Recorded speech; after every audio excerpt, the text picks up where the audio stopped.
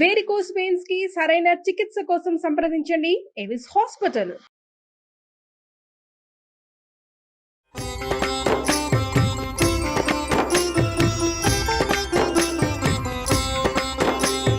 నమస్కారం. విష్ణు పురాణం తరువాయి భాగంలోకి వచ్చాం. ఈ భాగాలలో విశేషంగా గురువు అధ్యయనం, గురువు దగ్గరికి ఎట్లా వెళ్ళాలి, గురువుని ఎట్లా సెలెక్ట్ చేసుకోవాలి, గురువుగారికి ఏ ఏ లక్షణాలు ఉండాలి, జితేంద్రియుడిగా ఉండాలి, ఇలా చాలా విషయాలు చెప్పారండి. ఇక్కడంతా ఆశ్రమ ధర్మాలు అంటే వర్ణాశ్రమ ధర్మాలు, ముందు వర్ణాలు చెప్పారు. అంటే ఏ జాతి వాళ్ళు ఎలా ప్రవర్తించాలి అనేది ముందు భాగంలో చెప్పి, ఈ భాగంలో మాత్రం ఆశ్రమ ధర్మాలు అంటే మనం గృహస్థాశ్రమంలో ఉన్నప్పుడు ముందు బ్రహ్మచారిగా ఉన్నప్పుడు ఎట్లా ప్రవర్తించాలి, గృహస్థుగా ఉన్నప్పుడు ఎట్లా ప్రవర్తించాలి, వానప్రస్థం తీసుకుంటే ఎట్లాగా, ఒకవేళ మనం సన్యాసాశ్రమం స్వీకరిస్తే సన్యాసి ఎలా ఉండాలి అనేది చాలా బహువిధమైన విషయాల్ని చర్చ చేశారండి. ఇంత చర్చ మనకి ఈ కాలానికి అవసరం లేదని అనిపించింది నాకు.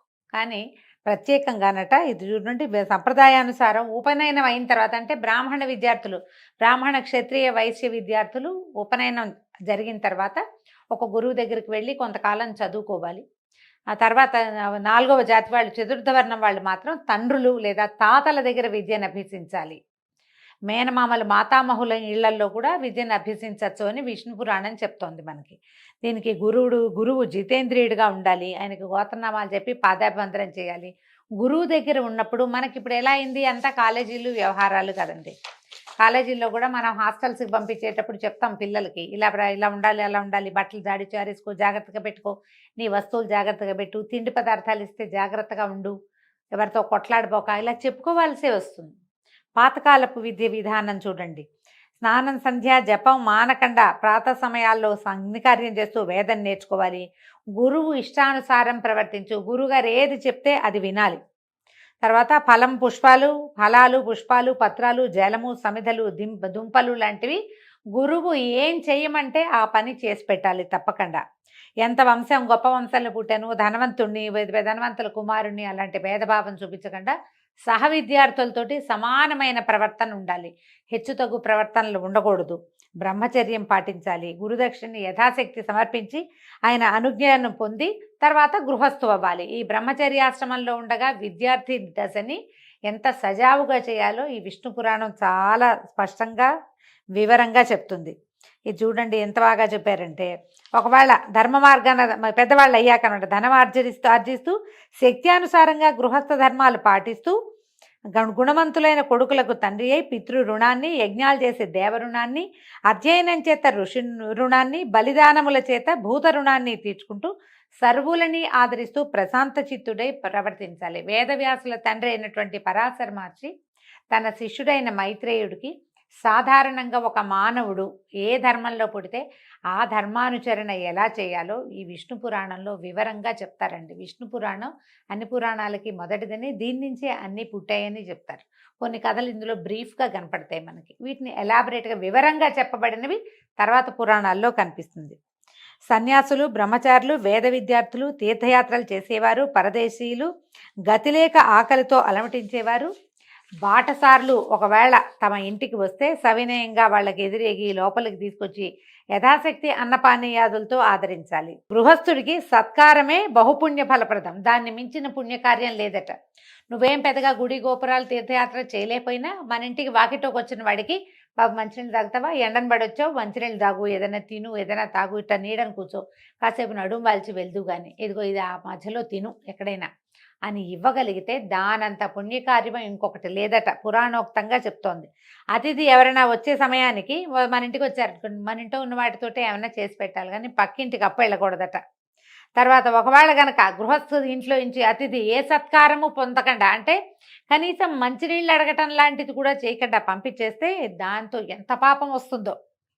ఇట్లా గృహస్థ ధర్మాలన్నిటి సక్రమంగా పాటించి దైహిక జీవితం అంటే మనం హాయిగా సుఖంగా తినటము, సరిపడా తింటూ ఉండటము, ఇతరులని ఆదరించటము, మనం ఏం చేయాలో ఆ క్రియలు చేస్తూ మరణించిన వాడు హాయిగా స్వర్గాన్ని పొందుతాడట.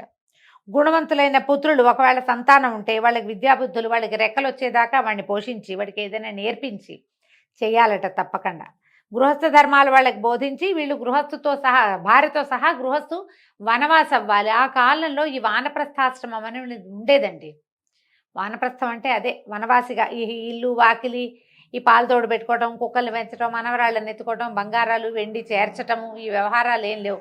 ఏదుందో ఆ ఇల్లు వాకిలి ఆ పిల్లలకు అప్పచెప్పడం, బయటికి వెళ్ళిపోవటం. అప్పుడు 3 సంధ్యల్లోనూ హాయిగా పళ్ళు కాయలు తింటూ నేల మీదే నిద్రిస్తూ దైవ పూజ, దేవ ఋషి పితృతర్పణాలు సక్రమంగా చేస్తూ ఉండటాన్ని వానప్రస్థం అంటారు. కొంతకాలానికి క్రమంగా అక్కడే వాళ్ళు వెళ్ళిపోవటం. తపశ్చర్యతోటే ఆ కాలంలో, అంటే ఇది కృతయుగం నాటి సంగతి కదా, అప్పుడు ఇట్లాగే చేసేవారు. ఇక సన్యాసులైతే పుత్ర కళత్ర మిత్రాది సంబంధము, భూమి పుట్ర తోట దొడ్డి ఇల్లు వాకిలి అనే స్మరణ, నాది అనే భావం లేక మత్సరాదులకి మనసును చోటివ్వక ఎవరితోనూ మాటలతోటి కూడా సంబంధం ఉంచుకోక ఆకలి దప్పులకి లొంగకుండా ఉండటమే సన్యాసికి ప్రధాన ధర్మం అట. అందరితోటి మాట్లాడాలి, కోపావేశాలకి వాటికి లోనవ్వకూడదు, ప్రధానంగా ఉండాలని చెప్తారు. ఒక్కొక్కళ్ళకి ఒక్కొక్క రకాల ఇవి పెట్టారండి. ప్రతి వాళ్ళు ఈ రకమైన కులాచారాన్ని పద్ధతిని పాటించాలి.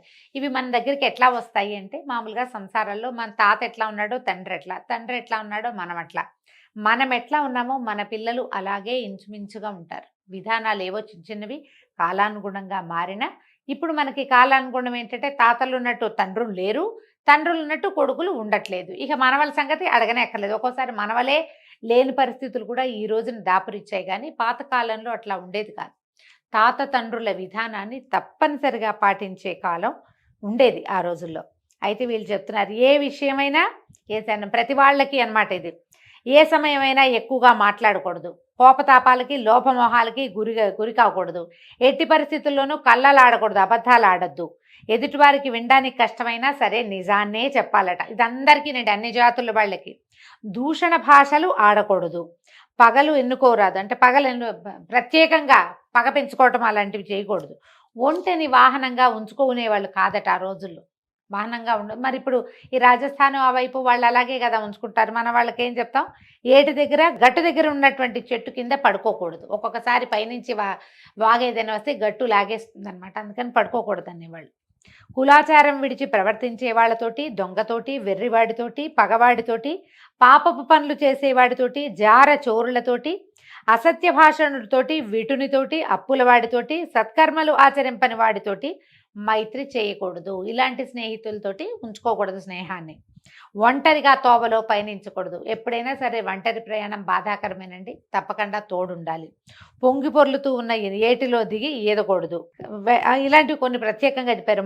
మాటికి బిగ్గరగా నవ్వడము, పళ్ళు కొరకటము, అనరాని మాటలాడము, విచ్చలవిడిగా తుమ్మటము, అంటే తుమ్ము వచ్చినప్పుడు నువ్వు మొహానికి చెయ్యి అడ్డం పెట్టుకోకుండా తుమ్మటం కానీ, ఎంతసేపు తలగోక్కోవటం, ఇవన్నీ దుష్టచేష్టలు. మంచి బాడీ లాంగ్వేజ్ బాగుండదు అనమాట, అవి చేయకూడదు అనేవాళ్ళు. పుల్లలు విరవటము, పగబట్టి పైవారితోటి మాట్లాడటము, వడివడిగా ఎంతసేపు పరిగెడుతూ ఉండటం, గోటితో గోర్లు ఇట్లా తీసుకుంటాం, అది అసలు మంచిది కాదు, చేయకూడదు అంటున్నారు. ఇక ఎన్ని రకాలోనండి ఇలాంటివి. ఎవరు లేని ఇంటి యందు ఎవరు లేని చోట ఉండకూడదు. ఇప్పుడు కూడా చూడండి, ఎక్కడైనా సరే ఖాళీగా ఉన్న ప్రదేశాల్లో ఒకటే ఇల్లుంది, ఎవరు లేరు, కప్పుకున్న ఆ ఇంట్లోకి వెళ్తే ఏ ప్రమాదమో వస్తుంది, వెళ్ళకూడదు. ఆడపిల్లల్ని ఎక్కడికైనా పిలిస్తే, అమ్మాయిలు వెళ్ళిపోతున్నారు, వాళ్ళు పిలుస్తాడు ఎవడో, రమ్మంటారు, వీళ్ళు అక్కడికి వెళ్తారు, అక్కడ ఏదో జరగకూడదు జరుగుతుంది. పొరపాటును కూడా ఒంటరిగా ఉన్న మగవారిని కలవకూడదు అని రాస్తున్నారు. ఇది విష్ణు పురాణంలోనే చెప్పబడింది చూడండి. ఎవరు లేని ఇంటి యందు ఎవరు లేని చోట ఉండకూడదు. గురువు, బ్రాహ్మణుడు, దేవ విగ్రహం ఎదురైతే తల ఉంచుకోవాలట, దానికి ఎదురుగా వెళ్ళకూడదు, కొంచెం పక్కగా వెళ్ళాలంటున్నారు. కొన్ని ప్రత్యేకమైనవి, హోమ భస్మాన్ని, ముళ్ళు, మలము, తెగిపడిన కేశాలు, ఎముకలు, ఎంగిలి, స్నానానంతరం తడిసి ఉన్న నేల, వాటిని ముట్టుకోకూడదు. వాటన్నిట్లలోనూ బ్యాక్టీరియా ఉంటుందండి, అందుకని అది మంచిది కాదంటారు. జుట్టు విరబోసుకుని రాత్రివేళ వీధి గుమ్మంలో నుంచోకూడదు. సరైన వస్త్రాలు, ఒంటి నిండా వస్త్రాలు లేకుండా ఇంట్లోంచి బయటికి వెళ్ళకూడదు.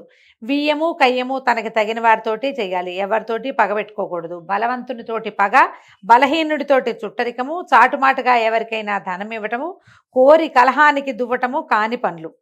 ఇవి చూడండి ఎంత విచిత్రమైనవి చెప్తారు. మంచినీళ్ళు, మనం ఇప్పుడు చేస్తున్న పని, అటు ఇటు నడుస్తూ భుజించటము, తాగటము, నుంచుండి ఆచమించడము చేయకూడదు. కలికాలం అంతా ఏంటండి, నిలబడి భోజనం చేయటమే. ఎంత ఖరీదైన పెళ్లిలో అయినా బఫే ఫుడ్ తప్పదు, ఎవరు వడ్డించట్లే. ఇప్పుడు నిలబడి, మన ఇళ్లలో కూడా మనం గబగబా బయటికి వెళ్ళాలంటే నిలబడి టిఫిన్ చేసేస్తాం. కనీసం కొన్ని పద్ధతులైనా మార్చుకోవాలండి. పురాణాల ప్రకారం మన ఇంట్లో అయినా కనీసం కూర్చుని మంచినీళ్ళు తాగటం, కూర్చుని టిఫిన్ చేయటం, కూర్చుని భోజనం చేయటం, హాస్పిటల్ వేసుకుని నేల మీద ఒక 5 నిమిషాలు సమయం ఇస్తే సరిపోతుంది. ఆరోగ్యం పాడవకుండా ఉంటుందట. ఎక్కడికైనా వెళ్తే తప్పకుండా ఎండలో అయినా వానలో అయినా గొడుగు వాడాలట. ఎంత పురాతనమైన పద్ధతి చూడండి. రాత్రిపూట అడవిలోకి వెళ్ళేటప్పుడు తోడు లేకుండా వెళ్ళకూడదు, ఆయుధం లేకుండా అసలు వెళ్ళకూడదట. కర్రో కత్తో ఖచ్చితంగా ఉండాలి. ఊళ్ళల్లో నుండి నాకు తెలిసి మా ఊర్లో కూడా పాలేళ్ళు వాళ్ళు పెద్దవాళ్ళు సాయంకాలం పూట బయటకు వెళ్తే కర్ర చేత్తో పుచ్చుకుని వెళ్ళేవాళ్ళండి. కర్ర లేకుండా నడిచేవాళ్ళే కదా, అందరి దగ్గర చేపాటి కర్రలు ఉండేవి. జ్ఞాపకం చేసుకోండి, మీ ఊళ్ళల్లో కూడా మీరు అలాంటివే చూసుంటారు. ఈ రకంగా మనం సదాచార సంపన్నులుగా సాత్విక గుణాలు కలిగిన వాళ్ళమై పరపీడ పరనింద చేయకుండా ఉంటే కనుక పావన జీవనం అవుతుంది. ఇది పవిత్రమైన జీవితం కిందే లెక్కట. ఇది జన్మాంతమందు వీళ్ళు పుణ్యలోక నివాసులు అవుతారు. అయితే అక్కడి నుంచి పితృకాండ కూడా అడిగారు, ఎట్లా పితృకార్యాలు చేయాలి, ఎవరైనా మరణిస్తే ఏం చేయాలి అని అడిగితే ఇప్పుడు దీనికి ఒక్కొక్కటి ఒక్కొక్క పద్ధతిగా చెప్తారండి. బ్రాహ్మణులకు 10 దినాలు, క్షత్రియులకి 12 దినాలు, వైశ్యులకు 15 దినాలు, శూద్రులకు 1 నెల సూతకం ఉంటుంది. సూతకం ఇప్పుడు మనం ఏడాది సూతకాలు ఉన్నాయి కదా, అందరికీ కాదు, కొంతమందికి ఒక్కొక్క రకమైన సూతకం ఉంటుంది. ఆ సూతక విధిని కూడా ఎట్లా మనం భోజనం పెట్టాలి, ఎవరు ఎలా చేయాలి. శూద్రులకి అంటే 4వ జాతి వాళ్ళు, బ్రాహ్మణులు, వైశ్యులు, క్షత్రియులు కాని వాళ్ళందరికీ 1 నెల రోజులే సూతకం. ఆ నెల తర్వాత బట్టలు పెట్టేస్తారండి.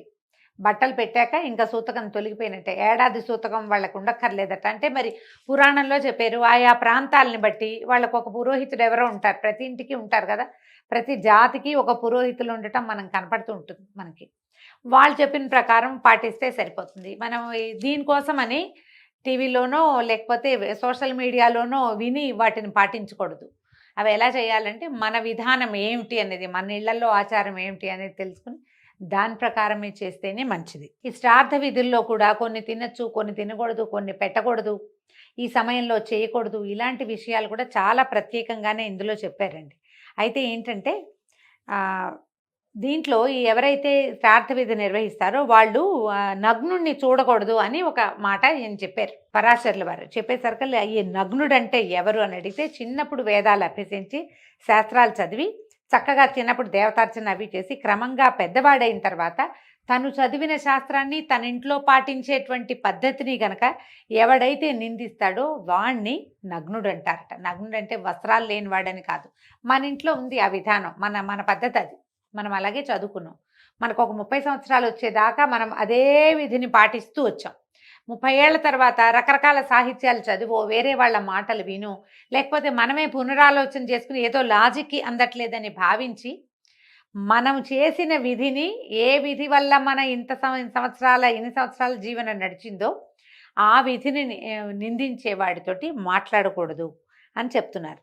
పాషండు వేదాధ్యయనం చేసి కూడా వేద పద్ధతిని విడిచి దుర్వివేకంతో అన్ని మతాల్ని ఆదరిస్తూ సంచరించే పాషండుని కూడా నగ్నుడు అంటారు. అలాంటి వాళ్ళతో మాట్లాడకూడదు. దానికి ఒక కథ చెప్తున్నారు. చిన్నప్పుడట ఈయన పరాశరుల వారి చిన్నతనంలో వశిష్ఠుడు శంతననందనుడైన భీష్ముడికి చెప్పింది, మా తాత భీష్ముల వారికి చెప్పారు, అది నేను విన్నాను, ఇది చెప్తున్నాను అన్నాడు. ఏంటంటే శ్రీకాంతుడు అంటే శ్రీ మహావిష్ణువు నరసింహస్వామి అయి ఆ స్వరూపాన్ని ధరించి హిరణ్యకశిపుణ్ణి వధించిన తర్వాత అతని కుమారుడైన ప్రహ్లాదుడు, అంటే ఏ ప్రహ్లాదుడి వల్ల నరసింహమూర్తి ఆవిర్భవించాడో అతడు దేవతలపైకి సేనా సమేతుడై వెళ్ళి ఇంద్రాదుల్ని బాధిస్తే అప్పుడు వాళ్ళు వెళ్ళి శ్వేతద్వీపంలో చింతామణి గుహలో విష్ణునామ జపం చేసుకుంటూ కూర్చుంటే అప్పుడు వాళ్ళకి శంఖచక్రధరుడైన పీతాంబరుడు ప్రత్యక్షమయ్యాడు. ఇంద్రాదులు పుండరీకాక్షుని చూసి చేతులు జోడించి పలుపరి విధాలుగా ప్రార్థించారు, నమస్కారం చేసి స్తుతి చేశారు. హిరణ్యకశిపుని కుమారుడి వల్ల మాకు ఇలాంటి ఆపద కలిగింది, సర్వేశ మమ్మల్ని రక్షించమంటే ఇప్పుడు ఈయన ఏమన్నాడు, ప్రస్తుతం దానవులు శ్రౌత స్మార్త క్రియలు అత్యాదరంతో చేస్తూ నిజధర్మవర్తనులుగా ఉన్నారు, వాళ్ళని మీరేం చేయలేరు, ధర్మాచరణ చేసినంత కాలము వాళ్ళని ఎవరు ఏమీ చేయలేరు, వాళ్ళు వేదాంగ పద్ధతిని నిజకుల ధర్మాన్ని విడిచి ప్రవర్తించేటట్టుగా వారి శక్తియుక్తులు అంతరించేటట్లుగా చేసే మీకు విజయాన్ని కలిగిస్తాను, అంతవరకు ఓర్చి ఉండండి అని తనలో ఇంచి ఒక పురుషుణ్ణి సృష్టించాడు. అతని పేరట మాయామోహుడట. ఆ పురుషుణ్ణి దేవతలకు చూపించాడు. ఈ పురుషుడు అసురులని వితండవాదంతో ముక్తుల్ని చేసి ధర్మకర్మ విముక్తుల్ని చేస్తాడు, మీకు గెలుపు కలిగిస్తాడు అని అదృశ్యుడయ్యాడు. ఎప్పుడైతే మన ధర్మాన్ని గురించి ఇతరులు ప్రశ్నించినప్పుడు వాళ్ళకి మనం సమాధానం చెప్పలేకపోతామో మనం మన ధర్మం నుంచి పక్కకి తొలగిపోతామండి. ఎప్పుడు ఇలాగే జరుగుతుంది. ఎవరైనా మనకి ఏమిటి, నువ్వు ఈ దేవుణ్ణి నమ్ముకున్నావు, ఇతని వల్ల నీకేమొచ్చింది, నీకు ఇన్ని ప్రాబ్లమ్స్ వచ్చాయి అని ఇలాంటి వితండవాదంతోటే మన ధర్మం నుంచి మనని పక్కకి తప్పించటం జరుగుతుంది. ఎప్పుడు కూడా అంతే. పూర్వం విష్ణుమూర్తే ఈ పని చేశాడు ఈ వ్యవహారంలో. ఎందుకంటే రాక్షసులు క్రూరులు. వాళ్ళని తప్పించటం కోసం, వాళ్ళ నుంచి దేవతల్ని రక్షించడం కోసం, ప్రపంచానికి మేలు కలిగించడం కోసం భగవంతుడు పన్నిన మాయోపాయమే ఇప్పుడు కూడా మన మీద ఇతరులు పన్నుతున్నారు. మన ధర్మం మీద ప్రశ్న వచ్చినప్పుడు సమాధానం చెప్పగలిగే స్థిరచిత్తత మనకి కావాలి అంటే సరిగ్గా ధర్మాన్ని తెలుసుకోవాలి. ధర్మాచరణ పట్ల అవగాహన కలిగి ఉండాలి. లేకపోతే దేవతలు దానవుల్లాగానే మనలోనే కొంతమంది విడిపోయి గొడవలు పడుతూ ఉంటాం. ఇంద్రాదులు ఏం చేశారట, ఆ పురుషుడిని తమ నివాసానికి తీసుకుపోయారు. అతను ఎట్లా ఉంటాడు, ఆ విచిత్రంగా నెమలి రెక్కల విసినకర్ర పట్టుకుని, బోడి తల, దిగంబరుడిగా కనిపించేటట్టుగా సన్నని పల్చటి ఎరుపు రంగు కట్టబట్ట కలిగిన వాడికి బట్ట కట్టుకుని తిరుగుతూ క్రమంగా నర్మదా నదీ తీరానున్న దానవుల వద్దకు వెళ్ళాడు. వాళ్ళ చేత తగిన మన్నన పొంది కూర్చున్నాడు. కాసేపు విశ్రాంతి తీసుకున్నాక ఇంపుగా సొంపుగా ఎంత చక్కగానో కబుర్లు చెప్తూ అడిగాడట, మీరు ఇహలోక సుఖాలా పరలోక సుఖాలా కోరి ఈ తపస్సు చేస్తున్నారు దేనికోసం అంటే, అప్పుడు వీళ్ళు ఏం చేశారు, వాళ్ళు చాలా ముద్దుగా చక్కగా అడిగారట, మాకు ఐహిక వాంఛ ఏం లేదండి, పారలౌకిక సుఖం కలిగే పద్ధతి ఏమిటో చెప్పండి అని అడిగేసరికి ఆ మనిషి, ఆ మానవుడు మాయామోహుడు ఇట్లా చెప్పాట, మీకు నా మాటల మీద నమ్మకం ఉంటే చెప్తాను వినండి, బతికినన్నాళ్ళు ఇక్కడ సుఖంగా ఉండటమే కావాలి, చచ్చిపోయిన తర్వాత ముక్తి అంటే ఆ ముక్తి ఎక్కడుంది, అది ఎక్కడుంది మనకు తెలియదు కదా. ఎంత తపస్సు చేసినా ఎంత చదివినా ఎక్కడో దైవం ఉందనుకోవటం భ్రాంతి. వేదశాస్త్రాలు కళ్ళలు, యజ్ఞం చేస్తే గోవధ చేసినట్టే ఆ పాపం తప్పదు. ముక్తి మార్గం తెలియాలంటే నేను చెప్తాను వినండి, ఈ అధమాధములైన వైదిక క్రియలు విడవండి అని ఎన్నో విధాలుగా చెప్పాడు. అతను చెప్పినటువంటి ఆ వెటకారపు ధోరణి, ఆ కేరింతలు, ఆ మాట తీరులకి వీళ్ళు లొంగిపోయారు. లొంగి ఏం చేశారట, మాయామోహునికి మొక్కి వేద మార్గాన్ని విడిచి దురాచారులై చార్వాక బౌద్ధ మతాలు స్వీకరించి పాషండవర్తనలయ్యారు. యజ్ఞాదుల్ని నిందిస్తూ వైదిక క్రియలకి స్వస్తి చెప్పారు.